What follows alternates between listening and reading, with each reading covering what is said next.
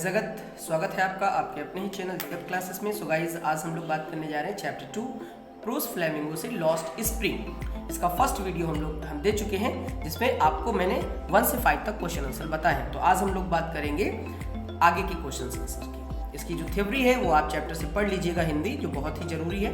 ये बच्चों के जो जीवन की है, जो छोटे छोटे बच्चे होते हैं वो अपनी लाइफ अच्छे से नहीं जी पाते हैं। दरअसल कहने का मतलब ये है कि जो दिन उनके होते हैं खेलने कूदने के, पढ़ने के, खाने पीने के, तो उनसे उनका बचपना छिन क्या गया है। जैसे कि उनसे मजबूरी में ही सही, लेकिन उनसे मजदूरी कराई जाती है, उनके मम्मी पापा बच्चों के द्वारा जो है करवाते हैं। तो वो अनीस जंग को अच्छा नहीं लगता है, जो इसकी राइटर है। इससे ही संबंधित इसमें 2 बच्चे हैं। एक आपका साहेब है, उसका तो हम स्टोरी कुछ बता चुके हैं। तो आज हम लोग बात करने जा रहे हैं मुकेश, है ना, जो सेकेंड इसका मेन कैरेक्टर है मुकेश, उसके बारे में आज हम लोग बात करेंगे। क्वेश्चन नंबर 6 से देखेंगे। 5 क्वेश्चन जो आपको ये ऊपर दिखाई दे रहे हैं फर्स्ट वीडियो में दे चुके हैं। तो आइए हम देखते हैं क्वेश्चन नंबर 6 से। ये आपके साहेब से हो गए रिलेटेड। 2 कैरेक्टर मैंने बताए थे, साहेब और मुकेश। तो साहेब के तो हो गए क्वेश्चन आंसर आपके इंपॉर्टेंट। अब मुकेश से रिलेटेड क्वेश्चन आंसर हम लोग देखेंगे, ठीक है। अब ये स्टोरी में 2 पॉइंट होते हैं। अब यहाँ पर हम चूड़ियों से रिलेटेड और मुकेश से रिलेटेड, है ना, 2 बातों पर ध्यान देंगे। तो आइए क्वेश्चन हम 6 देखते हैं। Who was Mukesh? मुकेश कौन था? Where did he belong? और वो कहाँ का रहने वाला था या कहाँ से बिलोंग करता था? What was his ambition? और उसकी इच्छाएं क्या थी? तो Mukesh was the son of poor Bengal makers. जो मुकेश था वो चूड़ी बनाने वालों का एक, है ना, गरीब चूड़ी बनाने वालों का एक लड़का था। मतलब उसके जो मम्मी पापा थे वो चूड़ी बनाने वाले थे। ही बिलोंग टू फिरोजाबाद। वह फिरोजाबाद से रहता, मतलब बिलोंग करता था, फिरोजाबाद का वह रहने वाला था। His ambitions was to make a motor mechanic. उसकी जो इच्छा, जैसे कहते हैं एम्बिशन, मोटर मैकेनिक बनने की थी। वह चाहता था कि हम मोटर मैकेनिक बने। Next question, why did Mukesh volunteer to take the narrator homes? जो मुकेश वॉलंटियर होता है, ठीक है, ये स्वयं सेवी इसको कह सकते हैं, जो अपने लिए वो कार्य करता था, इसलिए वॉलंटियर यहाँ पे लगा दिया गया। मजबूरी में ही सही, लेकिन मजदूरी करता था। तो मुकेश जो है नरेटर को अपने घर क्यों ले गया? मतलब अनीस जंग को वह अपने घर क्यों ले गया? Who were there in the homes? और घर में कौन कौन था? तो आइए देखते हैं। तो Mukesh volunteer to take the narrator home to show her.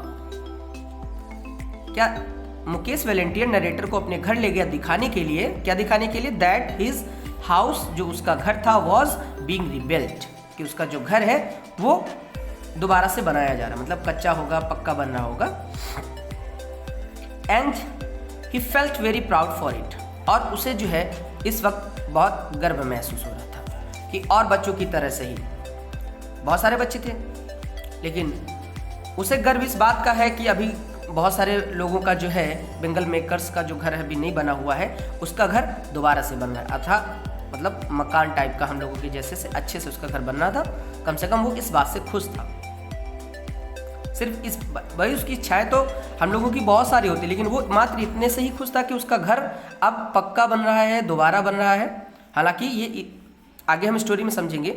There were Mukesh elder brother, his wife, his father and his grandmother in the Holmes.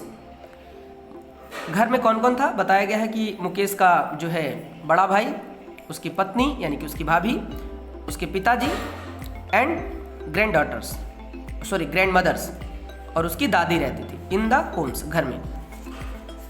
तो वो नरेटर को अपना घर दिखाने के लिए ले गया था, जो दोबारा से बन रहा था, और उसके घर में उसका बड़ा भाई, उसकी भाभी, उसके पापा और उसकी दादी रहते थे।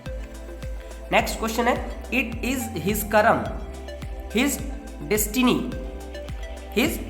Destiny who said this and why? ये उनके कर्म है, उनका भाग्य है। ये शब्द किसने कहे और क्यों कहे? अब जब अनीस जंग इसके घर जाती है मुकेश की, तो वो उनको समझाती हैं। भाई वो पढ़ी लिखी होती हैं, शिक्षित वर्ग से हैं, पैसे वाली हैं, तो वो उसको समझाती हैं उनके दादी के सामने। ये सब जब समझाते हुए बता रही थी, तो उनकी दादी बोल पड़ी, क्या करें, ये तो हमारे कर्म हैं, हमारे भाग्य हैं, भाग्य से ज़्यादा किसी को कुछ नहीं मिलता। तो भाग्य को कोस रही हैं, कर्मों को कोस रही हैं, क्योंकि उनके यहाँ जो होता था बरसों से होता चला आया है। दादा मतलब कई पीढ़ियाँ उनकी जो है चूड़ियाँ ही बनाती रही हैं। उन्होंने इससे ऊपर कुछ देखा ही नहीं बढ़ करके कि नहीं हम समाज में आगे बढ़ेंगे, चूड़ियाँ जो हैं इनको बनाने से आगे भी कुछ होता है, काम समाज में निकले, कोई नए काम करे, अपना डेवलप करे। लेकिन नहीं, तो कहती हैं कि हमारे कर्म हैं, हमारे भाग्य हैं। तो मुकेश ग्रैंडमदर से, मुकेश की दादी ये शब्द कहती हैं कि ये हमारे कर्म हैं और भाग्य हैं। बिकॉज क्योंकि ही हैड वॉच्ड, क्योंकि उन्होंने देखा था, हर हस्बैंड बीइंग ब्लाइंड, क्योंकि उन्होंने अपने हस्बैंड को अंधा होते हुए देखा है। विद द डस्ट यानी कि धूल से, फ्रॉम द पॉलिशिंग के दौरान, द ग्लास ऑफ बेंगल्स मतलब चूड़ियों, जो बेंगल्स मतलब होता है चूड़ियाँ, तो कांच की चूड़ियों की पॉलिशिंग के दौरान जो उनमें से डस्ट यानी कि जो कांच निकलती थी पिसी हुई, जो उससे उन्होंने अपने हस्बैंड को अंधे होते हुए देखा है। मतलब ये जो चूड़ियाँ बनाने का जो काम है ये काफ़ी समय से चल रहा है मुकेश के घर में। अब नेक्स्ट क्वेश्चन देखेंगे, व्हाट डज बेंगल सिंबलाइज्ड। ये जो बेंगल यानी कि जो चूड़ियाँ हैं ये किसका प्रतीक है। What is the role of the bangle makers of Firozabad. Firozabad के जो चूड़ी बनाने वाले हैं इनका रोल क्या है। भाई भारी मात्रा में यहाँ फिरोजाबाद में चूड़ियाँ बनाई जाती हैं, ये फेमस है चूड़ियों के लिए Firozabad. The bangle symbolises an Indian women's suhag. जो ये चूड़ियाँ हैं भारतीय औरतों के सुहाग का प्रतीक हैं। हमारे जो इंडियन नेशनलिटी है, यहाँ पे जो शादीशुदा औरतें होती हैं ये चूड़ियाँ पहनती हैं, तो ये सुहाग की निशानी है। The bangle makers of Firozabad, चूड़ी बनाने वाले जो थे फिरोजाबाद के, हैव स्पेंट जनरेशंस मतलब यहाँ पीढ़ियाँ बिता दी हैं, फॉर मेकिंग कलरफुल बेंगल्स, तरह तरह की रंग बिरंगी चूड़ियाँ बनाने में जो है फिरोजाबाद वाले जो बेंगल मेकर्स हैं इनकी पीढ़ियाँ जो है लगी, मतलब पीढ़ियों से बेंगल्स बनाते आ रहे हैं, मतलब अपनी पूरी पीढ़ियाँ इसमें बिता दी हैं। ये इसलिए जो है फिरोजाबाद थोड़ा सा फेमस है। फॉर द ऑल वुमेन्स, औरतों के लिए, इन द कंट्री है, यहाँ पे आप ऑफ द कंट्री भी लगा सकते हैं, मतलब देश की औरतों के लिए कलरफुल रंगीन चूड़ियाँ बनाते हुए पीढ़ियाँ गुजार दी हैं फिरोजाबाद के चूड़ी जो बेंगल मेकर्स थे उन्होंने। नेक्स्ट एंड लास्ट क्वेश्चन देखेंगे हम, why did the bangle makers could not organise themselves into a cooperative. Cooperative का मतलब होता है सहकारिता या सहकारिता का समूह कह सकते हैं, सहकारी समिति। तो अनीस जंग उनसे कहती हैं कि वो लोग जो है यानी कि बेंगल मेकर जो है उनको बनाना चाहिए था, लेकिन इसमें बताया गया है कि वो क्यों नहीं बना सकते या उन्होंने क्यों कभी आज तक बनाया नहीं क्या सहकारी समिति, कि एक ऐसा संगठन जो उनको इस धंधे से निकाल सके, कुछ दूसरा करने के लिए, कोई दूसरा काम करने के लिए। उन्होंने कभी हिम्मत ही नहीं जुटाई कि हम इन चूड़ियाँ बनाने के अलावा भी कोई दूसरा कार्य करें जिससे उनकी प्रोग्रेस हो और वो समाज में कुछ बन सके। कोई वजह रही होगी तो वो बताया जा रहा है इसमें, देखिए क्या वजह रही है और आगे लिखा भी है, what do they face if they do so. अगर वो ऐसा करते यानी कि चूड़ियाँ बनाना छोड़ करके कोई दूसरा धंधा करना चाहते तो उनको क्या किन किन कठिनाइयों का सामना करना पड़ सकता था। देखिए, bangle makers could not organise themselves a cooperative. जो बेंगल मेकर्स थे चूड़ी बनाने वाले, वो एक सहकारी समिति जो नहीं बना सके, क्योंकि they fallen into a vicious circle. Vicious circle होता है कुचक्र, इसका मतलब है कुचक्र ऑफ मिडिल मैन, क्योंकि वे जो है बिचौलियों के द्वारा, है ना, बिचौलियों के बिछाए हुए कुचक्र जाल में फंसे हुए थे। इफ दे डिड सो, अगर वो ऐसा करते, कैसा करते कि अगर वो कोऑपरेटिव यानी कि सहकारी समिति बनाते, अपना एक संगठन बनाते, तो उनको एक मजबूत नेता की ज़रूरत होती है। कोई भी पार्टी, कोई भी संगठन बनाइए तो उसका एक मुखिया होना जरूरी है। जो मुखिया उनका कोई नहीं था जो उनको इससे निकाल सके, इनका मार्गदर्शन कर सके। They would hauled up by the police. अगर वो ऐसा करते तो उनको जो है पुलिस का सामना करना पड़ता।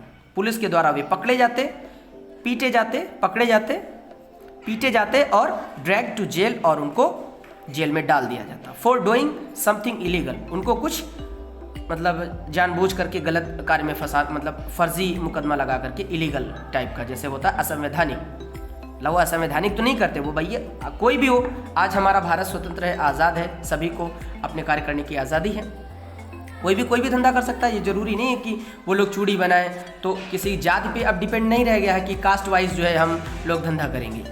नाई के लिए बाल काटना है ना, गौतम कास्ट के लिए कहते थे जो मोची जूते सिलना, ऐसा कुछ नहीं रह गया। आजकल इंडिया हमारा एजुकेटेड हो रहा है, तो हर पर्सन जो चाहे बन सकता है, कोई भी उस पर रोक टोक नहीं है। लेकिन ये पहले हुआ करता था। सो गाइस, ये थे आपके नेक्स्ट 5 क्वेश्चन जो बहुत ही इंपॉर्टेंट हैं चैप्टर 2 से। तो अगर आपको ये क्वेश्चन आंसर अच्छे लगे हैं तो फिर से वही कहेंगे कि लाइक कीजिए, सब्सक्राइब कीजिए, शेयर कीजिए और थोड़ा सा हमें सपोर्ट कीजिए। आपके एक लाइक और एक सब्सक्राइब से हमें वीडियो बनाने के लिए बहुत सी प्रेरणा मिलती है, अच्छा लगता है। सो गाइस, हम चाहेंगे कि आप लोग सब्सक्राइब करें। Thank you so much, bye bye. देखने के लिए हमारा वीडियो, मिलते हैं एक नए वीडियो के साथ। नमस्कार, बाय बाय।